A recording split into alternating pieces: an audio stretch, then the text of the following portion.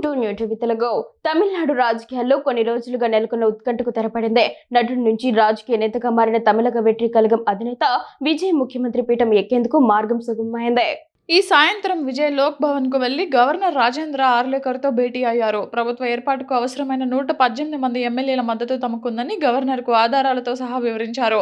ఈ మేరకు ఆయా పార్టీల మద్దతు లేఖలను గవర్నర్కు అందించారు. దీంతో ప్రభుత్వ ఏర్పాటుకు విజయ్ను ఆహ్వానించేందుకు గవర్నర్ సమ్మతి తెలిపారు. అంతకుముందు విజయ్ చేసిన విజ్ఞప్తులను తగిన సంఖ్యాబలం లేదనే కారణంతో గవర్నర్ తిరస్కరించిన విషయం తెలిసిందే.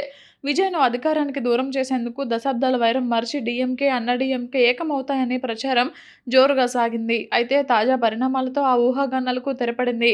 కాంగ్రెస్, వీసీకే, సిపిఐ, సిపిఎం మద్దతుతో విజయ్ టీవీకే పార్టీ మ్యాజిక్ ఫిగర్ను అందుకుంది. ఈ క్రమంలో గవర్నర్తో భేటీ ముగిసిన అనంతరం విజయ్ తమకు మద్దతు తెలిపిన సిపిఐ, సిపిఎం కార్యాలయాలకు వెళ్లి వామపక్ష నేతలకు కృతజ్ఞతలు తెలిపారు. కాగా ప్రభుత్వ ఏర్పాటు విషయంలో రాజ్యాంగం సంక్షోభం ఏర్పడడంతో టీవీకే నేతలు సుప్రీంకోర్టును ఆశ్రయించారంటూ వార్తలు వచ్చాయి. అయితే టీవీకే వర్గాలు ఆ వార్తలను ఖండించాయి. తాము సుప్రీంకోర్టుకు వెళ్లామనడంలో నిజం లేదని స్పష్టం చేశాయి.